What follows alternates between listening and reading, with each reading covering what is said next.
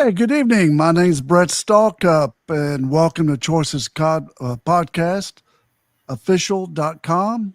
I'll be your host tonight with my co-host buddies, Carcass John and Denny Brewer, the Reverend. We're excited about our show tonight, guys. Absolutely. You can find us on your Choices Podcast, official.com on YouTube. You can find us on Facebook page, Choices Podcast Official. We encourage you to ask questions and comments as we go along in the show. We could just sit there and read them on the right, and we'll be glad to answer whatever questions you have, because we have the most awesome guest tonight. Denny's going to introduce her here in a second. But anyways, we like to help people make better choices in their personal, professional, and business parts of their life.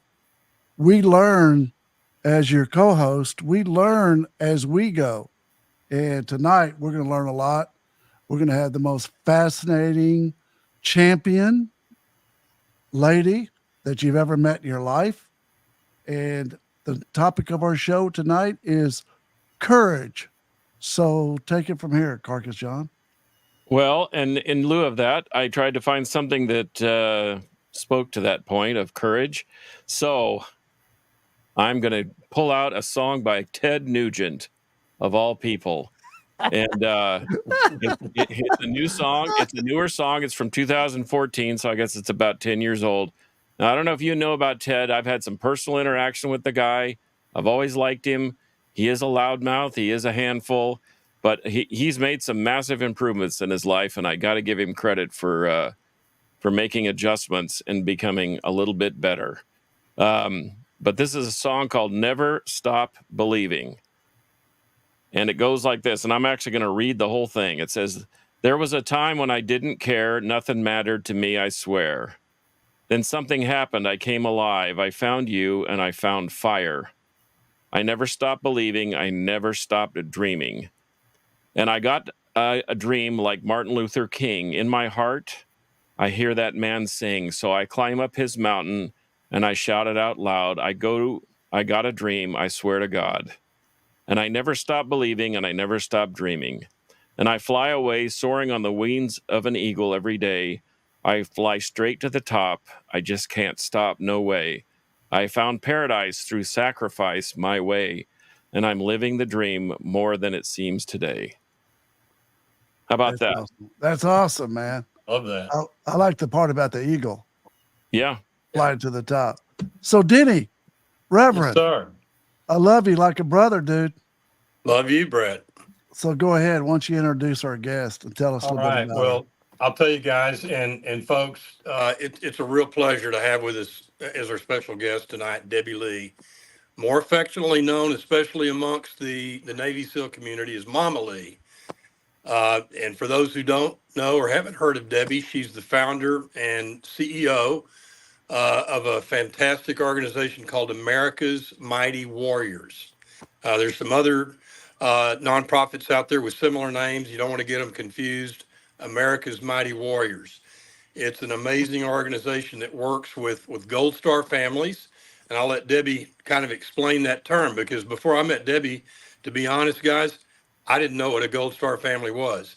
But AMW, I'm going to use that shortage there for America's Mighty Warriors. It works with Gold Star families, veterans, and their families. And it was birthed. I'm not going to get too far ahead of Debbie here, but let me just preface by saying that it was birthed out of the loss of her son, Mark Lee. Mark, one of the true great war heroes of our time. Mark was the first Navy SEAL killed in action in Iraq.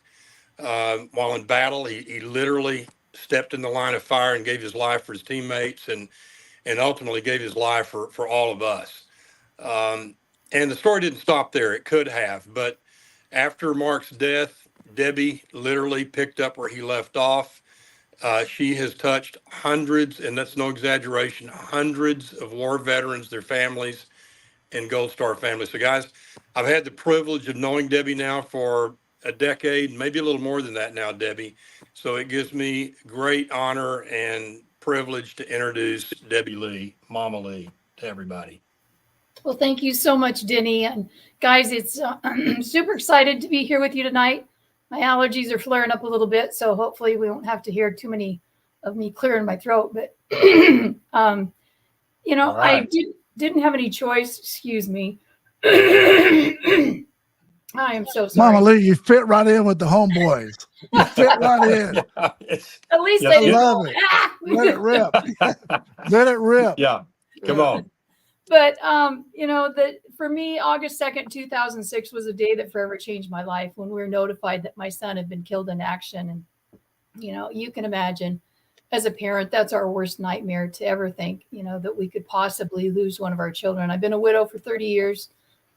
So I've walked through death before, but I can tell you, losing my son was the toughest thing I've ever been through. And I get it, why parents who lose a kid curl up in a ball and cannot pull themselves out of that grief. But for me, as I thought about that, I'm like, I get it. I could lay here the rest of my life and mourn and grieve and weep and never get out of bed and never do anything else. And like I said, trust me, I get it, why people can't do that when they lose a kid. But for me, that wouldn't bring Mark back. That wouldn't, you know, change that fact. Mark was gone. The stress does terrible things to our body. It physically would make me sick. And that's not how God wired me. And as we went through the process, we had great support from when we were notified until the funeral. Mark was buried in San Diego. That's where one of the SEAL bases is. The other one's on the East Coast. And I came back home to Arizona. Like I said, I'm a widow. I live by myself. For me, the grieving journey is just starting. And Mark's teammates are still deployed. And I realized, okay, I'm going to have to go through this journey by myself. You know, everybody else went back to their life. Things went back to normal for them. For me, the journey was just beginning. And as I thought about that, and like I said, I'm not one to have a pity party and feel sorry for myself, but I thought, you know what? I can make a difference for the next person. No one else should have to go through this process alone. I did not know that it would be so soon. 7 weeks later, Mike Monsoor, who was on Task Unit Bruiser with Mark on his sister platoon, jumped on a grenade to save his teammates. And again, I'm still very fresh in my grieving process. We've buried Mark, so I'm starting to heal just a little bit. The wound in my heart is just barely starting to close shut and heal. And now it's just ripped all open again. And I got over to San Diego, same hotel where they put us up for Mark's funeral. And as I was downstairs and they're getting ready to load the cars, and the Admiral came up to me and said, "How you doing?" I'm like, "Well, still alive. I'm hanging in there, you know, taking one step at a time." And he said, "We want you to go in the car with the family." And I'm like, "Oh, no. This is not about me. This is not about Mark. That's not why I'm here. I'm here just to support that family." And almost with pleading in his eyes, he looked at me and he said, "Exactly. That's why we want you in that car." And as I got in that car, he's buried at the same cemetery Mark is. We took the same route up there, the same black SUVs that had picked them up. And as I'm reliving this whole thing again, only 7 weeks later, other than now, I know what it's like to receive that folded flag. I know what it's like now to put my son in the ground. And as I got up there, I looked, it was even the same style of casket that Mark had been buried in. And I continued to pray and ask God to give me the strength to do, you know, what he had put on my heart to do. And I didn't have a plan. I hadn't started a foundation. I just knew I needed to be there and just hug them and love them and maybe give them a little hope that 7 weeks later, you're still surviving, you're still alive, and you're still making it. And then I just happened to be in Washington, D.C. when we had another SEAL flown in with his face blown off, and another SEAL at another time that came in with his legs blown off. I live in Arizona. You don't just happen to be in Washington, D.C. And God, my spiritual gift is I'm an encourager, so I could go in those rooms and not fall apart when I saw the wounded veteran. I'm not one to baby them and say, "Oh, you poor thing." What, you know, that's not what they need. These are warriors. They need you to, you know, fight with them, banter back and forth, I remember the one who lost his legs. I'm like, finally, I could beat you at a race, and that's what they needed, was that humor to deal with it. They know their legs are missing. That wasn't a surprise to him. And started to realize that God had a new mission and a new purpose in my life. And without the pain and walking through that pain of losing Mark, I would not have the purpose and the passion that I do to be able to do what I do. And as I said, August 2nd was a day that forever changed my life. And we started to piece together Mark's heroic actions that day. I was actually at my small group at my Bible study that night. We were celebrating my birthday, which had been the Wednesday before, but we hadn't gathered that week. So we were celebrating my birthday after the meeting. We were having cake and ice cream. My girlfriend had given me one of the willow tree angels, and those are the wooden angels with the wire wings, and everyone has a different character quality. And the one that she gave me was courage. And she said, you remind me of such a woman of courage with all you've been through in your life, and yet you still love God and you still serve him and you still have a positive attitude. And little did we know how much more courage was going to be required in the next 30 minutes. And as we were sitting there, I always turn my phone off. And that night, I know why now, but I had forgot to turn my phone off, and it rang. And I saw it was my son. And since we were having cake and ice cream, I just picked it up and answered it real quick. And I said, hey. And he was like, hey, Mom, where are you? And I'm like, well, it's Wednesday night. I'm at Bible study. Why? What's up? Nothing in his voice to alert me. He wasn't freaked out. He wasn't crying. He wasn't speaking too fast. And he said, how long will it take you to get home? And I thought, that's an odd question. I don't know. 5 minutes, 7 minutes? Why? What's up? And he said, you just need to come home. He had served in the Marines. He was, of my 3 kids, all their families were in the military. He went in the Marines in August of 2000. My son-in-law went in the Army in October of 2000. Mark went in the Navy in May of 2001. So in 9/11, all 3 of my kids' families were in the military. And I knew I could see the handwriting on the wall. I knew we'd have a loved one that would be deployed. And after Chris called and told me that, I grabbed my purse and I asked my small group, please be praying, so it's not right. And I got in my car and there was a song from my past and it said, I put my hope in you, O Lord. Trusting you, I will not be shaken, knowing that you will see me through. I put my hope in you. And I sang that song over and over and over. And I got to the main intersection by my house. And there was 3 or 4 fire trucks and several ambulances and several police cars. That whole intersection was shut down. And to this day, I can't tell you how I got out of that mess and got back into my neighborhood. But I found myself back in my neighborhood. And I knew what was going to face me when I got home. Mark had come and visited us just before he deployed. And I remember him driving away and standing out on my yard with my oldest son. And I said, man, I don't feel good about this. And he said, neither do I, Mom. So I knew what was going to face me when I got home. And I turned my corner and I expected to see a black car parked out front. I guess I watched too many movies because there was no black car. There were no unusual cars. Just my son, Christopher, pacing back and forth. And he said, Mom, the Navy's here. And when you're in the military, you know what that means. If Mark would have been severely wounded, they would have come and got us and taken us to him, not come to us. And I remember just falling on his shoulder and crying and just saying, no, no. And they'd actually been trying to find me for about 8 hours. Mark had died earlier in our day. And they were trying to find me up in Oregon where I lived, where I raised my kids. I'd moved to Arizona while Mark was in the military. I remember him calling, getting the updated address and information. And for whatever reason, they were still trying to find me up there. I know now if they would have found me, I'd have been home alone by myself. There wouldn't have been anybody else there. And that night, they'd actually been in my house for about an hour and a half while they tried to find me. And they'd knocked on the neighbor's door and asked if she knew how to get a hold of me, and said, well, I don't have her cell phone, but I know her son works down at Lowe's. So they went to Lowe's and he was working, and I couldn't tell him. But again, him being in the Marines, he knew why they were there. And so as we walked into the house together, the CACO officer said, we can tell by being in your home that you're a woman of faith. And you're going to need to rely on that faith for what we're about to tell you. Your son, Mark Allen Lee, has been killed in action. And it's been 18 years. And every time I still tell this story, it's emotional to think about that. And I remember thinking at that very moment, okay, God's got me. He's walked me through death before. He promised to be a husband to the widow and a father to the fatherless. And I've seen him do that over and over in my life. And he hasn't changed. He's still the same God on August 2nd as he was on August 1st. My circumstances have drastically changed, but my God had not. And I remember as we talked and went and sat down on the couch, and I'm trying to process what I've just heard.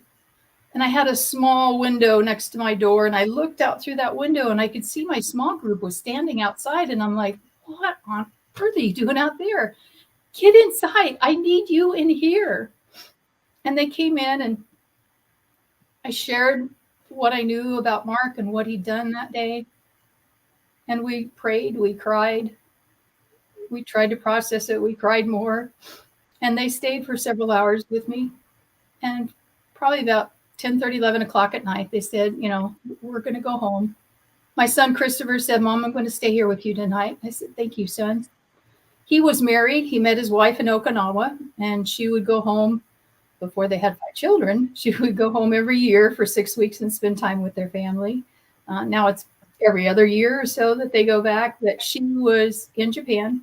My daughter and my daughter-in-law that previous year had both lost babies, miscarried at 5 months along in their pregnancies, which is not normal. Usually if you're going to miscarry, it's earlier. And they both had just got pregnant. So we're concerned that the stress could cause more miscarriages. So he decided not to share with his wife. He knew she would be home in time for the funeral. But again, to his strength and to his character, that he could hold it together in the toughest thing he'd ever been through and not share with his wife what was going on or lead into that. But once Mark's teammates knew that we'd found out and been notified, we started to get calls from Iraq. And I remember, as I said earlier before we got on the show, Mark trying to explain the brotherhood thing to me. And I'm like, I get it. You're close to these guys. You've gone into combat. You've trained hard with them. I understand that. But seriously, as close as your brother that you grew up with for 28 years? And you say, yeah, Mom, that close. And I remember joking with him and saying, well, let me remind you, I didn't birth them. They really can't be your brothers. And as they started to come into our home, I started to realize that. And when we got calls from Iraq, and I could hear in their voices their pain and their loss and how much they loved Mark. And I'm trying to make decisions. My brain is mush. I can't think of anything. I can't make decisions. And I'm like, oh my goodness, they are in the combat zone. They've still got to, go out in missions. They're still risking their lives. They've got to stay focused. And so I began focusing on them and praying for them and getting to know them. They sent me a team picture, and I would ask their names and ask when their birthdays were. And most of them weren't married back then, but where are your families from? I wanted to get to know these young men that loved Mark so much and who Mark loved so much. Hey, Debbie, would you just give us a little background as to where they were? I mean, they were right in the middle of one of the worst places you could be on the planet at that time. Can you tell us a little about that? They were in Ramadi, Iraq, which was what his teammates said was the hellhole of Iraq, or the worst piece of real estate over there. You probably remember back in 2006, that's where the majority of our casualties were coming from. We would hear on the nightly news almost every single night of casualties in Ramadi, in the Al Anbar province. And if it wasn't 2 or 3 or 6. And so it was a terrible place. The day that Mark died, it was 115, 120 degrees. They were in intense firefight for 2 hours. They had been fighting the worst firefight in Ramadi up to that point. There were 4 SEALs that were on the rooftop. Mark's buddy Ryan had just been seriously injured. The bullets actually hit his weapon, but he had severe shrapnel injuries to the head. And he fell to the ground. The other 2 SEALs quickly dropped to their knees to help Ryan. Mark could have made that very same choice. But his choice that day was to stand up in the line of fire right where Ryan had just been shot, knowing that the sniper could still be out there and have eyes on him. But he knew that he had to do that because there wasn't a medic up there, and they could tell it was serious and that he needed a medic immediately. And so he provided that cover so the medic could move up to the rooftop. And he got up there and he took one look at Ryan and he said, we got to get him out of here immediately or there's no chance for survival. So not just once, the second time by himself again, he made that choice to stand up into the line of fire, to provide that cover so they could move Ryan off the rooftop. And they all did. They successfully got down off that roof. They sent Ryan off for medical attention. And they climbed back into their Bradleys and headed back to the base, which I'm proud to tell you was named Camp Markley in his memory. I got to visit Camp Markley in 2007. I'm the first Gold Star mom in history to be in the combat zone where their child was killed. Went on patrol. You're not talking about Iraq, are you, Debbie? Yes, I'm talking about Iraq. So I flew into Iraq. I know as I was landing, I was thinking that Mark's probably like, Mother, what the heck are you doing? But on the other hand, he's probably like, you go, Mom. But went over there at Christmas time just to take a piece of America over the troops and love on them and let them know we won't ever forget them or their sacrifice. But as the guys headed back to that base, and after that intense firefight, Mark carried the big gun. So he carried anywhere from 150 to 180 pounds, fighting for 2 hours in those extreme temperatures. You know, they think Ryan probably won't survive his injuries. They're waiting for the hospital to call and alert him on that. Ryan did actually survive 3 more years and succumbed to another surgery that he had complications from that surgery. But he did survive that day. And as they were getting some water to refresh themselves, the chief came in and said, we just found 30 of the insurgents who just attacked us. And without hesitation, Mark looked at his chief and he said, Roger that, let's go get him. They had done their mission for the day. I've been to Camp Markley. I know there's a huge Marine base on the other side. They could have said, go get some of the Marines who are fresh and haven't been out today and are gung-ho and ready to go. That's not who these guys are. And so they climbed in their Bradleys and they headed back to that godforsaken place. They cleared several houses. They went in the last house Mark would be in, cleared the bottom and headed up the stairs. And they heard him yell, on me. And he was saying, I got the lead on this. You guys follow me. There's something upstairs, a bigger mission we got to do. But we got to do it together. And as they headed up their stairs, he drew fire through a window for the last and final time. He made the choice to turn into the line of fire. Gave his life to save his teammates. He probably would have lost half his platoon without his heroic actions that day. And as I look back in that process of supporting Mike Mansour's family and being in Washington, D.C. when we had wounded come in, I could see that God had a new mission for me. And I knew he would give me the strength to do what I needed to do. I had no idea that we would have the impact that we have had. Last year, we raised $1.8 million. We've had between 400 and 500 veterans who've just gone through our year-long Helping Heroes Heal program. We've had over 1,000 Gold Star families who have been impacted by our retreats, by our events that we do for them, by the packages that we send at Christmas time. And Mark talked about random acts of kindness in his last letter home. And we've literally had over 10,000 of our veterans and their families who've received random acts of kindness, from a cup of coffee, a meal, or tank of gas, like Mark writes about in his letter, up to a $5,000 grant to cover for, funeral expenses or medical expenses in crisis situations.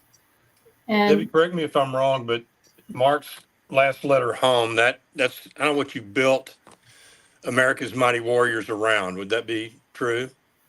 Yep, that's what inspired us. Obviously, God gave me the vision to be able to do that. Mark gave me the passion to be able to do that. And I would encourage everyone to go to our website at americasmightywarriors.org and read that powerful letter. Probably bring a few tears to your eyes. There's some sad things in there, but there's some powerful things in there. And he ends that letter with, to my family and friends, do me a favor. Pass on the kindness, the love, the precious gift of human life. And here we've got, in contrast, one of the toughest warriors that we have in America, and one of the most kind, compassionate, caring young men who, humble, selfless, had a wicked sense of humor, but what a gift he was, that I was blessed to be his mom and have him for 28 years. And that we get to see 18 years later, that kid still changing the world in such a crazy way. And Debbie, I got to see something that I think is very rare. Sude and I got to go with you. You invited us down, and we got to see the training center there in Coronado, on the Navy SEAL base named after Mark Lee. A very rare event. It just shows how much he was loved and what the people thought about him, his buddies, but the powers to be as well. And tell us a little about Mark, if you would. Just give us a little background. I find it kind of interesting. Well, I find it very interesting that he went through BUD/S twice, I think, and tell us a little about his walk with Christ. Yep. So Mark was definitely a believer. For me, that's part of that hope. I know I will see him again. You know, he was redeployed to heaven. And lots of times people are like, well, your son's in Valhalla and Warriors Heaven because he died for this country. I'm like, okay, well, that's great. But how's that going to work for me? You know, because I'm probably not going to be required to give my life for this country. I would like to think that if it came down to that, I would be willing to do that. But he was studying to be a pastor before he became a SEAL. He was going to the Master's College in California and was going to be a pastor, and went to school for a year and then had a dream to be a professional soccer player. Came home his freshman year, having never played soccer in his life, and declared that he was going to be a professional soccer player. I'm like, well, that's great, honey, but I homeschool you, and you've never played soccer on any little league or club teams because we just didn't have money to do that. You don't even do that in PE because I homeschool you. Really? But I'd always taught my kids that if you put your mind to it, you can accomplish whatever you choose to do. And so thinking that, I'm like, oh, great. How's this going to balance out? I'm like, okay, well, let's get you registered. We'll get you signed up. You need to start practicing, you know, and making up for the time that you didn't have all that experience. And he, in fact, was trying out with the Colorado Rapids, a professional soccer team in Colorado. Excuse me.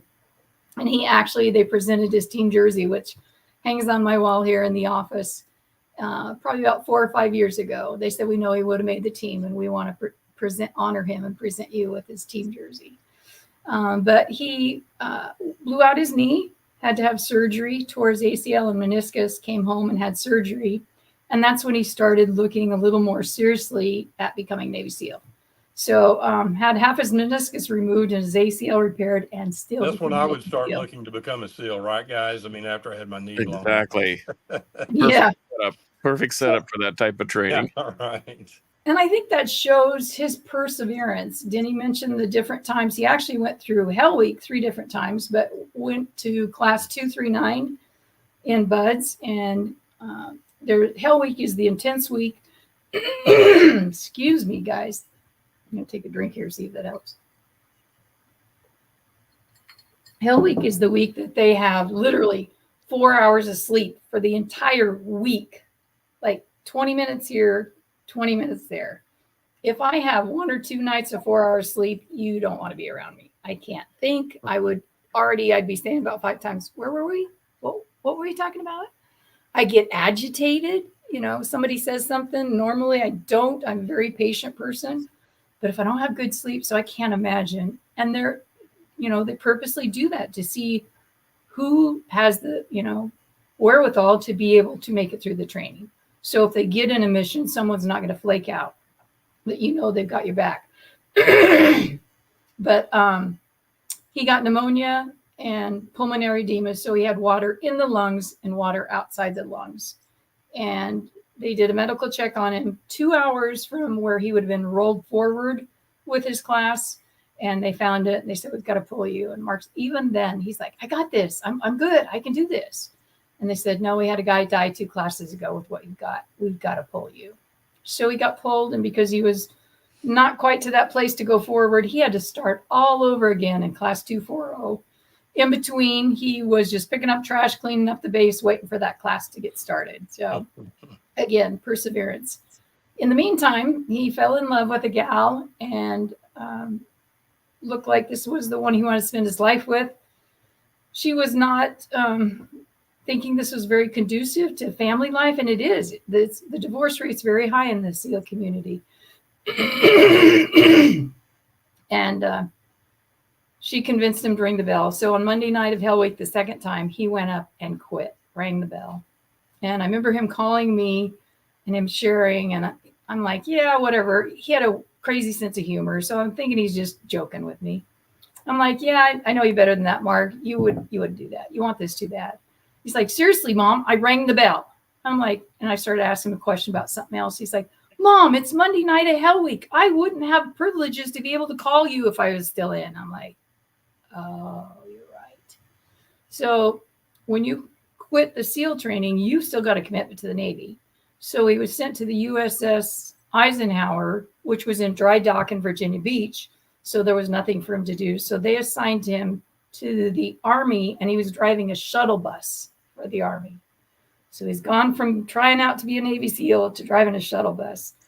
I'm so sorry, guys. That's right. And wish I could clear it for you, but I can't. I know. Seriously, I wish you could too. But I remember him calling me that night, and he's like, Mom, I screwed up. I'm like, what'd you do now? And he said, I shouldn't have rang the bell. And I said, are you positive? And he's like, yeah. I said, have you prayed about this? And he says, yeah, that's where I'm supposed to be. I said, well, you need to get your butt back there. You need to do whatever it takes. And it took him a year. He had to do extra PT, meet with officers, write essays, and they pushed him to the limit, and understandably so. How do they know, he's not just going to get there and quit again? They want to make sure he's the right candidate. And he was actually in running for honor man of class 251 when he graduated and got his trident. So, yeah. So awesome. I mean, Debbie, we could go on for hours. I know. I would just mention too, there were some other great guys that were part of his team. Chris Kyle, a lot of folks know him of American Sniper. He was on that team, and Jocko, right, who serves on your board. Leif Babin, who serves on your board. So some great guys. And Debbie, gosh, we've just, again, we're going to run out of time, but maybe if you could just, again, give us a little more information about America's Mighty Warriors, what it does. And you touched on it, but give us a quick run through of what AMW does. Sure. So we have 4 main programs. Our first one was our Random Acts of Kindness in response to Mark's last letter home to buy the meals, coffee, tank of gas. And then we expanded that program up to the $5,000 grant that I mentioned. We do retreats. If we hear about a veteran's family, Gold Star family that's going through difficulties, we'll take that to our board, and very quickly we're able to act on that. Yeah, right? Typically within 24 hours, we've got a response back from the board, and either the funds transferred through Zelle or a check in the mail. And, a lot of the foundations, there's a lot of red tape when you apply for something like that. So we try to get those funds dispersed as quickly as we can.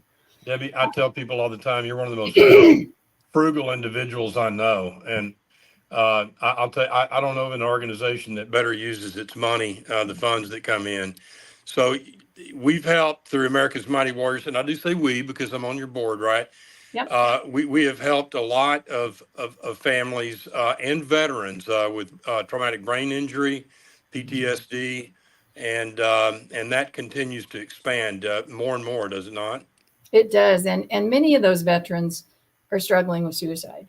My husband committed suicide 30 years ago. So that's one of those things that I look back through the trials and tragedies to see that God has redeemed that as we work with our veterans, that they know I understand. Our program director was on Task Unit Bruiser with Mark, and he struggled with suicide before he went through our program and has had a 180-degree turnaround. And it's amazing that through that pain of both Cowie and I, that the veterans know that we do understand what they're struggling with and what they're going through. We also do a lot of educating people as to the sacrifices our military make, what their needs are, the importance of supporting them and supporting their families as well. Our Gold Star Respite and Resiliency, we have a house in Arizona called the Heroes Hope Home, and one in Florida, the Serenity Hope Home, where the families can come stay, the Gold Star families. And as you mentioned, Denny, I didn't know what a Gold Star family was till I became one. And that's someone who lost their loved one in combat. And to be able to honor these families, to be able to continue and honor their fallen and let them know that we're never forgetting that we're always here for them means so very much. But our Helping Heroes Heal program is our largest program, and that's that year-long program that provides hyperbaric oxygen therapy treatments, hormone and supplement therapy, retreats. We have resources for the family. We have emotional resolution counselor. We have fitness nutrition as well that comes into that package. And, I just get so frustrated because I feel like, especially in our Spec Ops community, they get the best missions, they're given the best training, the best equipment, and they get out and we're like, bye, see ya, thanks. And it's like, okay, all these injuries that I sustained defending you and your freedoms, who's going to take care of me? And our government does a terrible job at doing that.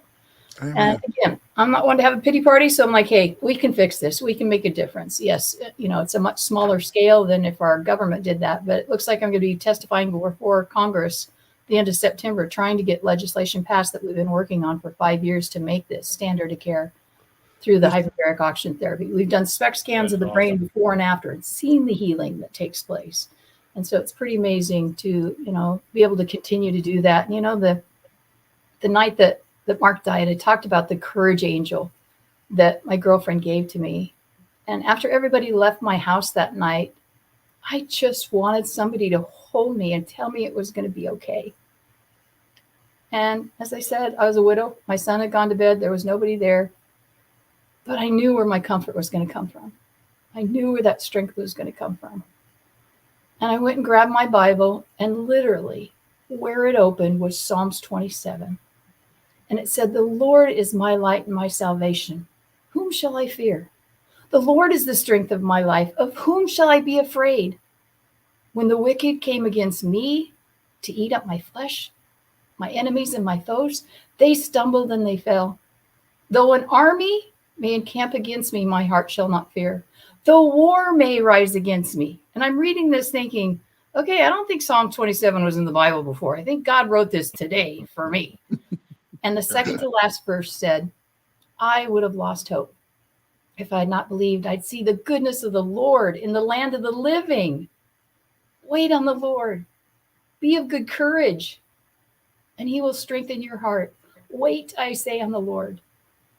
And I saw that and I closed my Bible. I have never audibly heard God speak, but I could not have felt him closer if he'd have physically been present there. And I heard him loud and clear through his word of what he was saying to me. I got the courage angel at the beginning of the night. He was prepping me for that. It ended with courage. And so for me, that's where my strength comes from. That's where I get that courage. That's where I get that hope. And your podcast is about choices. And while I had no choice, the news that was given to me on August 2nd, 2006, I did have a choice how I responded. And as I said before, curling up in ball and feeling sorry for myself wouldn't bring Mark back. So I accepted the mission that God gave me to be able to continue strong through his strength, not through my own, but to be able to let our veterans, our active duty, our Gold Star families know that we are here for you, that we do know where our freedoms come from. And it has been an honor to be able to do that through America's Mighty Warriors and to continue to do that for as long as, God gives me breath and directs me to continue to do that. And Denny, we're so blessed to have you on the board along with Mark's teammates. I'm sure many of you probably follow Jocko, who is Mark's task unit commander, Leif Babin, who lives in Texas as well, and who was Mark's lieutenant and named his first son after Mark. But man, the blessings that I have because of the pain of losing Mark. And I often would tell people, I get to see him still changing lives. And I used to say, selfishly, I'd rather have him back in a heartbeat. And about 4 months ago, I was talking to someone and I paused and I said, I can't say that anymore. And I got emotional like I am now. And I looked up to Mark in heaven and I said, sorry, son.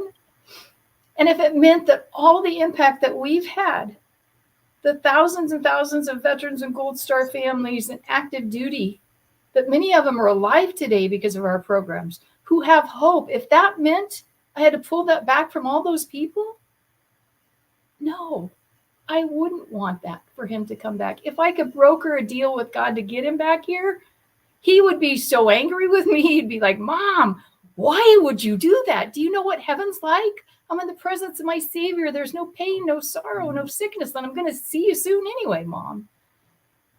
And it's just to see what God continues to do and the strength that he gives.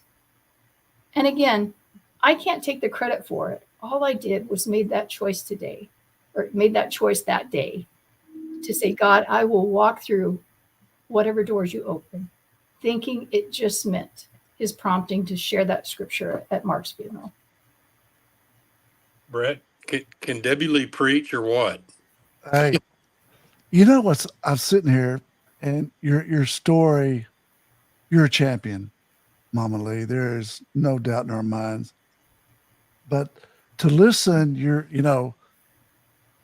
talking about your son who made the choice. He stood up and took a bullet. He made that heroic choice. That then he had made a choice to send a letter of kindness. That is so far like apart from the spectrum. You know what I mean? One's over here. I'm gonna take a bullet for my team, and one's over here. Can everyone just be kind? I'm like, his choices, and it made me think, because when you talk about the PTSD and the hurt when people coming back. When we have guys over there making those kind of choices, and then they come back over here, and we're making the poor kind of choices that we're making to take care of them. Irritating. Yeah. Sure. It's unconscionable. That's what it is. Yes. It's causing the PTSD. It's causing the suicide rate. And people over here that would just don't understand the cost of freedom. Yeah. Right. You know, and we're so divisive right now. It's such a joy, Mama Lee, to see you. What do you think, Carcass? Well, I mean, as I'm the son of a military guy, and my father did tours in Vietnam, and it was when I was very, very young, and I have 4 younger sisters, no brothers, and guess who was the man of the house when he left? And I remember seeing my father cry for the first time when he left, and he said, "You're the man of the house." And I said, "You're the man of the house till I get back, till you get back." And he said, "No, you're the man of the house." And because back then Vietnam was a war that people went to and never came home. Yeah. And the ones that did were a mess. And fortunately, he succeeded in returning, and he's healthy and happy. He's 88 years young. I get to see both my parents at the end of the month. But you've struck quite a nerve, because my family, I have members that have been through Ranger training and SEAL training, and I know what the cost of freedom is. And the thing is those families that are sending those young men and young women to do that for us have people waiting for them back at home, and it's a battle for them too. Wondering and hoping and praying that for their safe return, and so you've struck on a lot of nerves. Plus the fact that, as we spoke before the show started, I have the unfortunate experience of losing a child, and it wasn't quite as heroic, but the loss is still the loss, Yeah. and The it's. pain is still the same. Pain is still the same, and as my friend said, because I had told a friend once that I had this giant chasm, or this giant hole in my heart that just wouldn't repair, and he said, "Well, stop trying to repair it." And I said, "Well, what do you mean?" And he says, "You should stand back and admire it, and understand that your son lived in such a way that it left that kind of impression on you." And so I've grown to admire that canyon of pain, or that scar that he left behind. And I like you, it was a privilege to be his father for 22 years Yeah. before his untimely passing, and there are still lots of unanswered questions, but to your point, I know that there will be a union or a reunion at some point in time. And so, you lose hope, and you have to have faith that the big fella upstairs knows what he's doing. Yeah. We know that, and I don't want to get all biblical because Brett and I talk about getting too religious or getting too political, but we're told in Corinthians that we'll be given nothing that we can't endure, and only He knows our tolerances. I mean, sometimes we don't give ourselves enough credit, and I mourned in my own special way, but I can tell you 100 wonderful things that happened from this awful tragedy in my son's life. And it has brought people together, brought families together. It made people think in a way that they wouldn't normally have thought unless they had experienced this. So I can't disparage the event, like you said. The past is perfect. There's nothing we can do to change it, bend it, fold it, manipulate it. We can only learn from it and appreciate that experience. And it has been a real pleasure to have you on the show. And I'm glad that we were able just to sit back and enjoy your words. I really appreciate it. Thank you. Yeah. Well, thank you. And as I said before the show, I'm so sorry for your loss. There is nothing tougher than losing a child. But I think back through, the losses that we've had, but people go through lots of different kinds of pain, whether it's relationships, whether it's finances, whether it's, marriages, whether it's health. And as parents who lost our children, we had a choice there. You can't ignore the pain. You have to go smack dab through the middle of the grief to get to that healthier side. But we do have a choice when those thoughts come, where we focus. And do we remember the good times? Do we remember the blessings? Do we count those? Or do we stay focused on what we've lost, what won't happen, what, they're not going to, we won't ever get to see him walk down the aisle, or Mark will never be having children. If I go there all the time, I'm going to be a Looney Tune. Yeah. So my choice then is to focus on all those blessings that I did have, all the gifts that I had during the 28 years while I had him. He lived more in 28 years than most men do in 90. Amen. And so that comes back to those choices as well.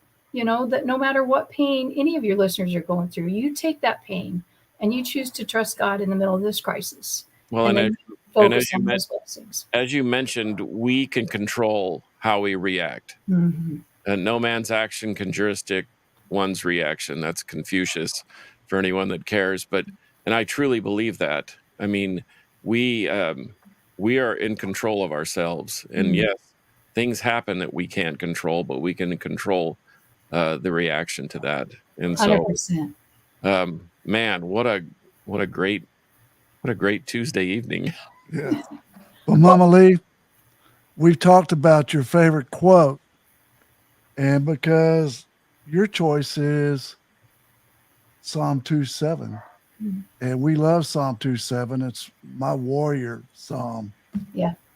We'd like to end it in honor of Mark tonight with the Psalm 2:7 verse. Psalm 2:7-13. I'm still confident of this. I will see the goodness of the Lord in the land of the living. Wait for the Lord. Be strong and take heart and wait for the Lord. That's beautiful. Amen. Amen to that. Hey, this show was about courage. Absolutely. Courage. Your son's courage, of his teammates' courage. I've never heard testimony like that. I'm so grateful. I'm so grateful. I'm so grateful that you were here. But look at this. I got chills because I'm so grateful for what they did for our freedom. I am. Yeah. Well, and I it's love you. been an honor to share this Tuesday evening with you guys and your listeners. And hopefully people are encouraged and challenged, not because of me, not because of my strength, because I trusted God in the midst of this trial and tragedy. That was a choice. Yes, Absolutely. It was a choice. Give glory to God. Amen. Have a wonderful night. Thank right. you very much. Good night. Good night. Thank you. Good Good night. night.